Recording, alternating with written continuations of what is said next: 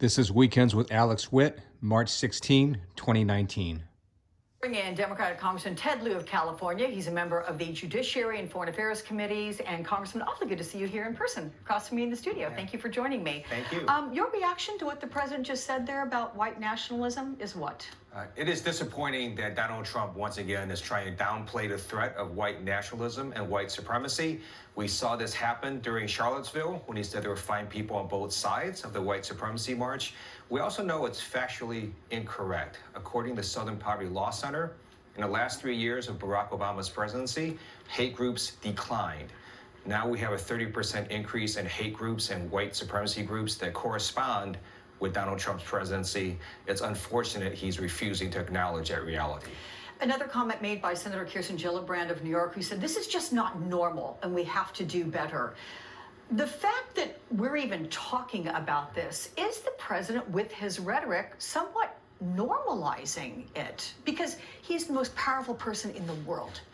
He's sure trying to, and then there's everyone else who's trying to not normalize this. And we also know that it's beyond just not normal. These are actual threats that could harm and injure and kill people. We know, based on latest data, there's been a 17% increase in hate crimes in 2017. Much of that is a rise in anti-Semitic hate crimes, and we need the President of the United States to acknowledge this new reality. Take a listen also to Senator Blumenthal. He had a few words to say about the attack. Take a listen to that. The president has defied constitutional norms and principles in declaring a national emergency. Words have consequences, like saying we have an invasion at our border and talking about people as though they were different in some fatal way. I think the public discourse from the president on down is a factor in some of these actions. Democrats are speaking one way. Republicans may offer another position, but ultimately, is it fair to link the president specifically to this New Zealand attack? I don't think you can link a person's words and rhetoric to specific incidents, because that person, whoever committed those terror attacks, are held responsible for their own actions. Mm-hmm. However, Donald Trump did run a divisive campaign to get the presidency where he wanted to divide America. He's now governing in a way where he's trying to divide us rather than unify us. And certainly he creates an atmosphere where hate crimes seem to be more allowed, and that is something that we need to shut down as fast as we can. Let's move on to the veto. The president, having made his first veto now, this on the ruling from the national emergency issue. What are going to be some of the legal challenges to this, or has the president won on the issue? Well, the significance is not the veto. We always expected he was going to veto this legislation. The significance is that bipartisan majorities of both houses of Congress got the legislation to his desk and rebuked the president.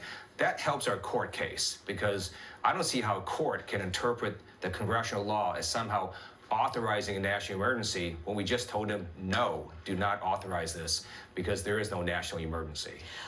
But if there's a court case, that means time, which also sort of belabors the explanation of the word, emergency, and we've discussed that before.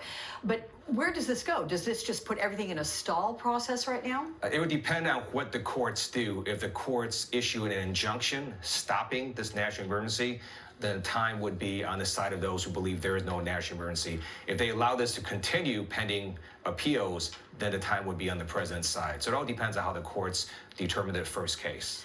Let's move on to impeachment, because I know that you have said that you agree with the House Speaker's impeachment comment that was said of late, that he's, quote, just not worth it. But there are a lot of congressional members on your side of the aisle who disagree. Notably, Representative Tlaib disagreed, certainly. Your thoughts on this issue, because your colleagues have said a lot of things about the president recently. Let's put together a group of sound bites. Take a listen. We've seen real threats to the rule of law from this White House. It's very clear that the president obstructed justice. The president was trying to profit from the Russians during the campaign. We got a man that's in the White House that is neither wise nor stable. He's a liar. He lies every single day. He's a misogynist. He's an admitted sexual predator. We have a constitutional oversight responsibility to be ferreting out corruption in the executive branch, and this is the most corrupt presidency of our lifetimes. Okay, so hearing all these comments, are any of these accusations actually impeachable offenses? And if so, why wait for the Mueller report? So certainly those accusations could be impeachable offenses, but first we need a record. So I'm on the House Judiciary Committee. What we have are great reporting from MSNBC, where people saying things on TV, where newspaper articles. We don't have a record. So what we need is to interview witnesses under oath. We have to get all these documents. That's why we send out 81 document requests to individuals and organizations. And then once we build this record, we will then either exonerate Donald Trump and his associates, or we won't. And at that point, we will have a conversation with the American people as to how to proceed. Okay, moving on to the president's daughter, Ivanka, and the fact that I believe your committee requested, was it 81 sets of documents?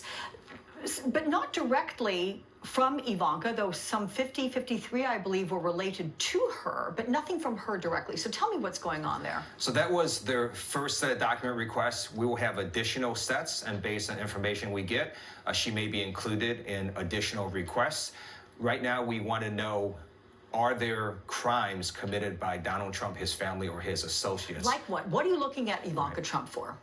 Well, we do know that she went on national TV and she told the American people that her father had nothing to do with Jared Kushner's security clearance or her own. Public reporting shows that Donald Trump ordered Jared Kushner to get a security clearance.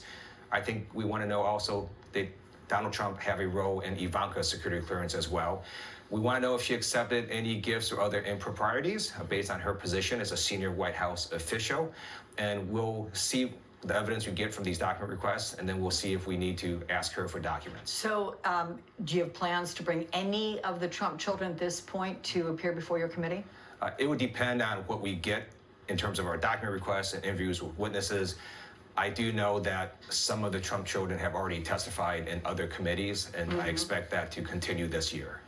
Okay, let's talk about what's been happening in your neck of the woods with regard to Southern California, both USC, UCLA, this college cheating, the admissions scandal. UCLA's in your district, correct? Yes. How loud has the outcry been around this subject? It's been phenomenally depressing. And actually, when I read this story, it made me feel bad for human nature. I can understand if one coach did this, but you have multiple coaches at multiple universities, and then you have all these different sets of parents who were just engaging in straight up bribery. And what they were doing, they knew was illegal.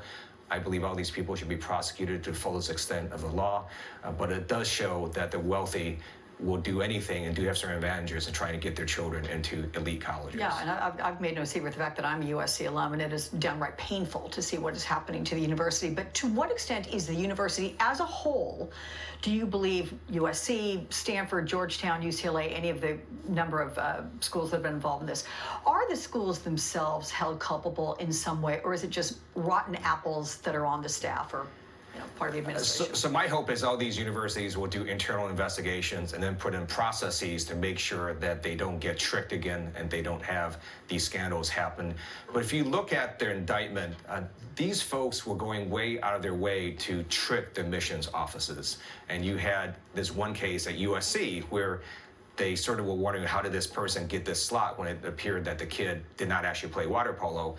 And then you had a USC administrator who was in on this bribery scandal, write a very long email explaining how he played water polo in Europe and all these other clubs. So it was a very, very widespread bribery scheme, and they were tricking admissions offices. Hopefully they'll put in processes to make sure this doesn't happen again. Yeah, as you said, this is just sad any way you look at it.